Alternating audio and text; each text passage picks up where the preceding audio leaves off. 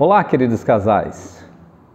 Nós precisamos ser servos de Deus que vão deixar marcas profundas, marcas permanentes, marcas fiéis para a futura geração e na futura geração. Quando nós observamos Pedro falando com os pastores da sua época, ele ensina um princípio que serve para toda e qualquer liderança, mas especialmente para a liderança em Cristo. Ele diz assim: nem como dominadores dos que vos foram confiados, antes tornando-vos modelos do rebanho. Quando Deus nos dá a responsabilidade e o privilégio de liderar pessoas, seja como pastor, seja como diácono, seja como professor da EBD, seja como alguém que ocupa algum cargo de liderança, seja como pai, seja como mãe, seja como tutor, nós precisamos sempre estar atentos a este princípio bíblico. Nós não devemos liderar como se fosse dominadores, como se fosse soberanos daqueles que estão sob a nossa responsabilidade, mas como exemplos para eles. É isso que Deus pede de nós. Por isso nós precisamos, como casais cristãos, como casais que já foram regenerados pelo Espírito Santo, apresentar uma modelagem para a geração futura, com uma fé verdadeira e autêntica que podem ser copiadas pelas próximas gerações todas as vezes que olharem para nós. Mas hoje eu gostaria de trazer para nós, para a sua família e para a minha família, que precisamos deixar marcas profundas de um verdadeiro lar para a próxima geração. É incrível como já nos nossos dias, homens e mulheres, rapazes e moças, não têm a mínima noção do que é um lar. Às vezes, simplesmente por conta do resultado do pecado. Às vezes as famílias, quando são resgatadas pelo Senhor, elas não têm nenhuma identidade como aquela que é o padrão estabelecido pela palavra de Deus. Um pai, uma mãe e os filhos. Muitas vezes os filhos já não são do mesmo pai e mãe. Às vezes os filhos são de pais e mães. Mas nós louvamos a Deus que na sua graça infinita Ele restaurou essas famílias. Um outro motivo, que é esse que eu quero alcançar, principalmente falando com vocês, é que muitas vezes eles até são criados num lar com pai e com mãe, mas esse lar não demonstra nenhuma identidade com o que a Bíblia diz. Muitas vezes esses lares estão cheios das filosofias que o mundo apresenta através dos seus vários meios, seja internet, seja faculdade, sejam livros. Mas se nós queremos deixar marcas profundas para uma futura geração, eu e minha esposa, vocês precisam se comprometerem a demonstrarem na prática do dia a dia o que é um verdadeiro lar no Senhor e qual é o padrão de um verdadeiro lar no Senhor. Eu gostaria de ler para você o resumo desse padrão no Senhor que se encontra em Colossenses capítulo 3, quando ele diz às famílias: esposas, sede submissas ao próprio marido como convém no Senhor. Maridos, amai vossa esposa e não a trateis com amargura. Filhos, em tudo obedecei a vossos pais, pois fazê-lo é grato diante do Senhor. Pais, não irriteis os vossos filhos, para que não fiquem desanimados. Esse é um resumo da família cristã, da família que glorifica e honra a Deus na sua vivência. E vocês, casais que aceitaram o desafio de estarem nessa semana, precisam compreender que esse é um padrão que Deus estabeleceu para a felicidade da sua família e da própria sociedade. Toda vez que a sociedade altera esse padrão, ela paga um alto preço, principalmente falando das futuras gerações. Deus estabeleceu padrões genéricos e eficientes para que a família funcione bem, a sociedade vá bem, a humanidade vá bem. As esposas precisam entender o seu papel dentro do lar e agir conforme esse papel. Quando o Senhor fala com as esposas, Ele deixa muito claro que as esposas foram criadas por Deus para serem uma bênção para os seus maridos, para serem auxiliadoras. E muitas vezes o humanismo, o feminismo tem deturpado e dado uma ideia totalmente diferente. E muitas mulheres crentes têm embarcado nessa ideia mundana, maligna, que vem através desses pensamentos. É interessante que a palavra auxiliadora não é uma palavra que rebaixa a mulher. Pelo contrário, o próprio Deus, ele é chamado de auxílio. O salmista diz: o Senhor é o meu auxílio. Então não é uma expressão baixa para a mulher e nem tampouco rebaixando em a qualquer nível. Pelo contrário, a expressão, quando nós lemos lá em Gênesis, alguém que lhe seja idônea, significa alguém que está à sua frente. Agora, Deus deu uma função importante para a mulher. Ela deve ser alguém que vai ser o incentivo do seu esposo. Ela deve ser alguém que vai estar ao lado do seu esposo para apoiá-lo. Muitas vezes esse apoio será através de conselhos, talvez será até de repreensões, dependendo da situação, mas ela está ali com um único e simples objetivo estabelecido por Deus: ser uma bênção para o seu marido. Nós podemos perceber claramente isso quando nós olhamos a história da própria Sara. Sara, em determinado momento, obedeceu ao Senhor, se submetendo a Abraão, e Deus honrou a Sara. Mas nós vemos também que em determinado momento, quando Sara diz: manda embora a Ismael, Abraão ficou muito sentido, porque era filho dele também. O Senhor diz: ouve o que Sara está dizendo, porque o que ela está dizendo está de acordo com a minha palavra. É em Isaque que estará a minha herança e a minha bênção e a minha promessa. Deus tem um propósito para cada esposa e ela precisa entender que esse propósito é magnífico, maravilhoso e recompensador e importante para o bom andamento da sua família e para o bom testemunho para famílias futuras.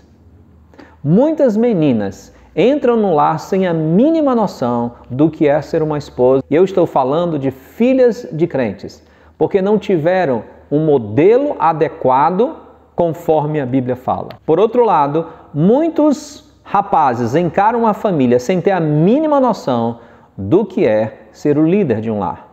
E aqui está o grande princípio que já foi falado, principalmente para o cabeça do lar, que é o homem. Ele deve liderar o seu lar como padrão de boas obras, como modelo de boas obras. Infelizmente, muitos filhos de crentes são revoltados com os seus pais, homem ou pai, por conta de o tanto que eles maltrataram as suas mães. Interessante que meu sogro dava uma lição muito simples que me impactou bastante, que foi dizer: a melhor coisa que um pai pode fazer pelos seus filhos é amar a mãe deles. Quando o marido trata a esposa de acordo com o que a Bíblia diz, ele terá um lar feliz, filhos serão felizes porque verão o carinho que seu pai tem com a sua mãe. Quantos filhos têm o firme propósito que não serão igual aos seus pais, apesar que às vezes esse exemplo implicitamente pega neles. Mas eles não querem, detestam a forma que o pai trata a mãe. Isso não convém a um lar cristão. Isso é um péssimo modelo para a futura geração. Por isso, você que é homem precisa entender esse princípio. E o apóstolo Paulo, de uma forma resumida, diz que nesse amar deve haver uma preocupação desse marido. Como ele está tratando essa esposa para que ela não tenha uma vida amargurada. Quantos maridos têm machucado, às vezes não fisicamente e infelizmente, às vezes fisicamente, há casos no meio de crentes de que maridos, homens, machucam fisicamente a sua esposa, e os irmãos sabem do que eu estou dizendo, mas muitas vezes, ainda que ele não machuque fisicamente a sua esposa, mas ele machuca sentimentalmente a ela. Muitas vezes ele faz isso desprezando-a, às vezes em público, às vezes na presença até de pessoas de fora da casa, ou às vezes na presença da própria família, às vezes na presença dos próprios filhos. Eu vou dar um exemplo rápido. Acontece alguma coisa e ele diz: tu és uma burra mesmo, você não sabe de nada, você não faz nada direito. Não é? E a esposa também, por outro lado, pode fazer isso também. De ambos os lados é um mau testemunho para a próxima geração.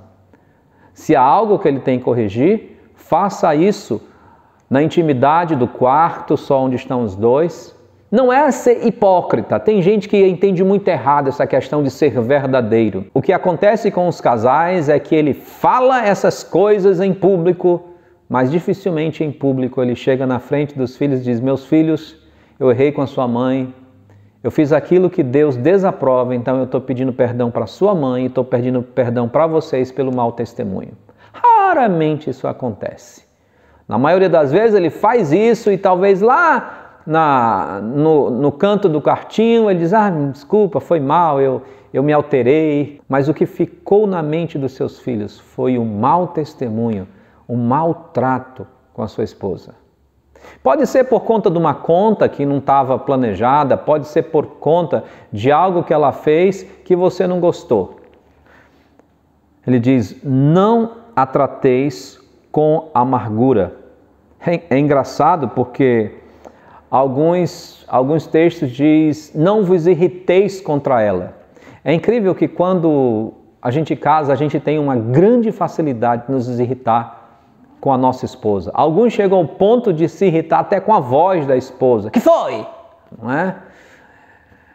E isso às vezes vai acumulando até o ponto de a convivência do lar ser desrespeitosa, inconveniente e até insuportável. Lembre-se, sabe qual é o problema da liderança, de ser líder?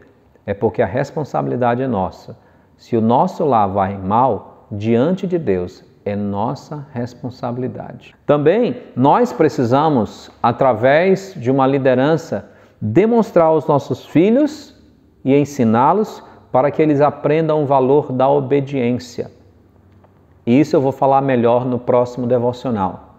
Mas para que esses filhos entendam o valor da obediência, eles precisam perceber que os seus pais, antes de tudo, obedecem a Deus. Se você percebe, há sempre uma hierarquia. Você pode ver isso em 1 Coríntios capítulo 11. Deus, o cabeça do homem, o cabeça da mulher. Todos nós temos uma autoridade acima que temos que ser submissos e apresentar para os outros de maneira visível essa submissão. Então, como os nossos filhos podem aprender a serem submissos e obedientes? Uma das formas é observando a nossa obediência a Deus e observando a comunhão do casal. A comunhão do casal é algo importantíssimo para que os nossos filhos alcancem padrão de obediência. Quando o casal vive em conflito, dificilmente esses filhos obedecem em amor.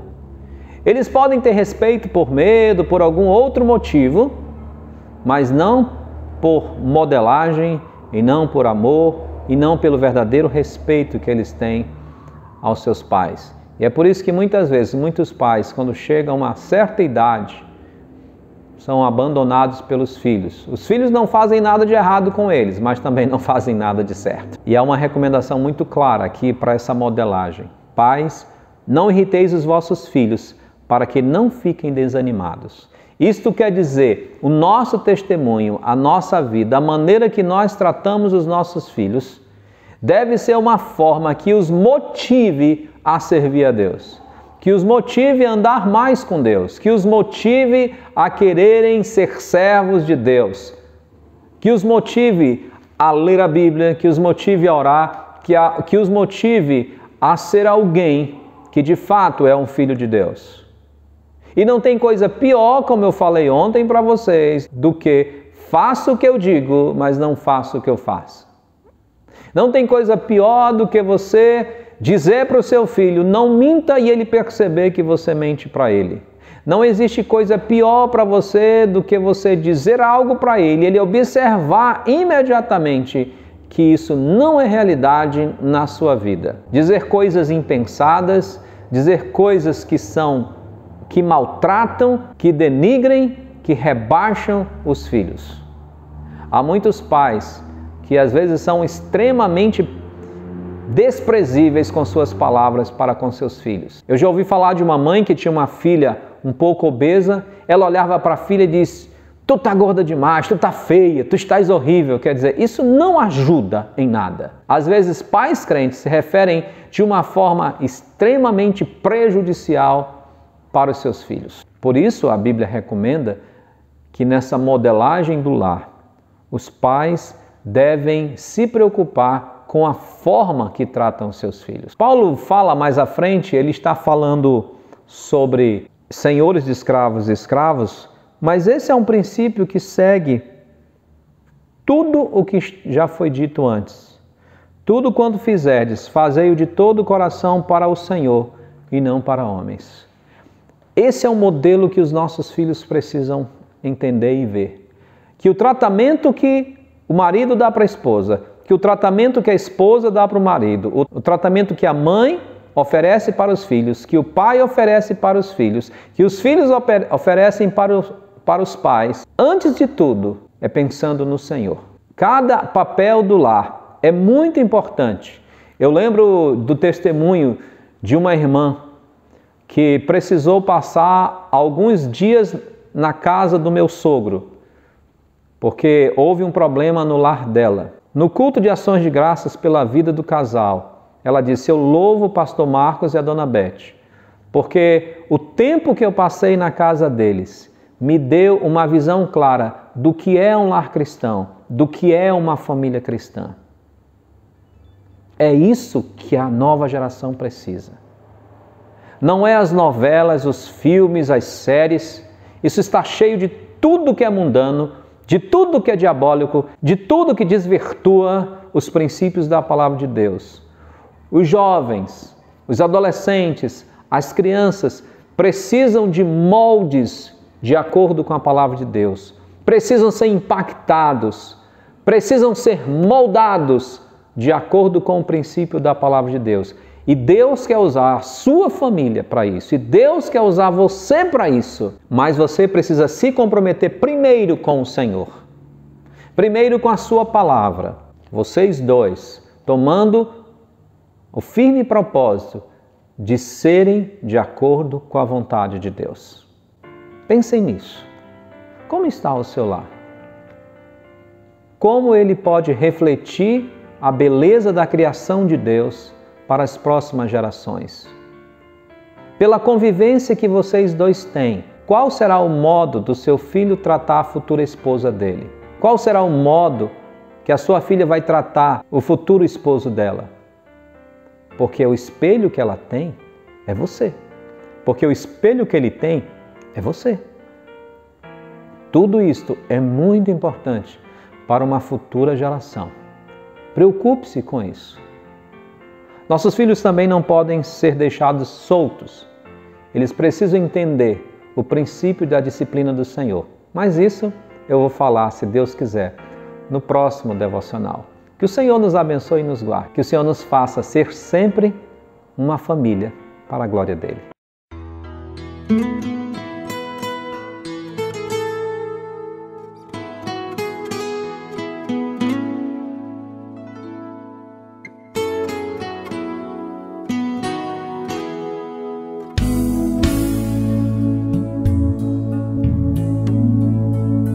Causa surpresa para muitos hoje em dia rever histórias que o tempo não levou, como os discípulos deixaram suas redes, o seu pão, a sua vida, e seguiram a Jesus.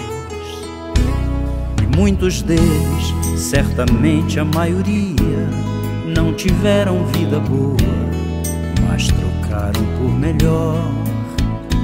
Andaram perto do Senhor, viram milagres de amor, deixaram marcas.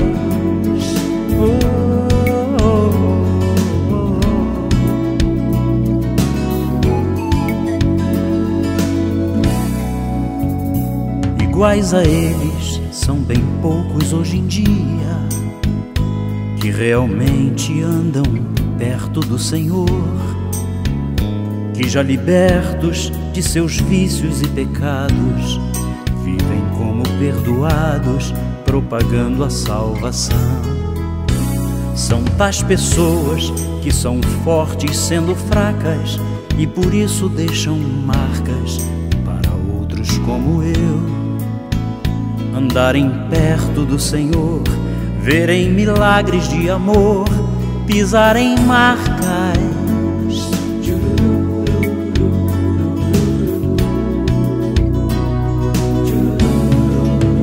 Quero pisar sobre essas marcas de valor, pagar o preço de alguém que se dispôs também a atender a mesma voz que hoje chama e diz: segue-me.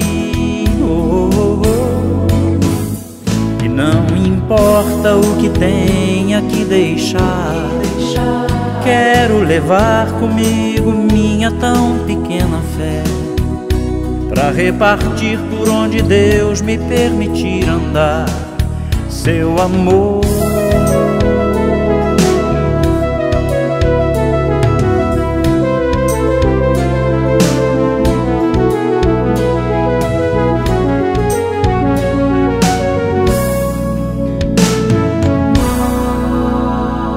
Iguais a eles são bem poucos hoje em dia que realmente andam perto do Senhor, que já libertos de seus vícios e pecados, vivem como perdoados, propagando a salvação. São tais pessoas que são fortes sendo fracas e por isso deixam marcas para outros como eu. Andarem perto do Senhor, verem milagres de amor, pisarem marcas.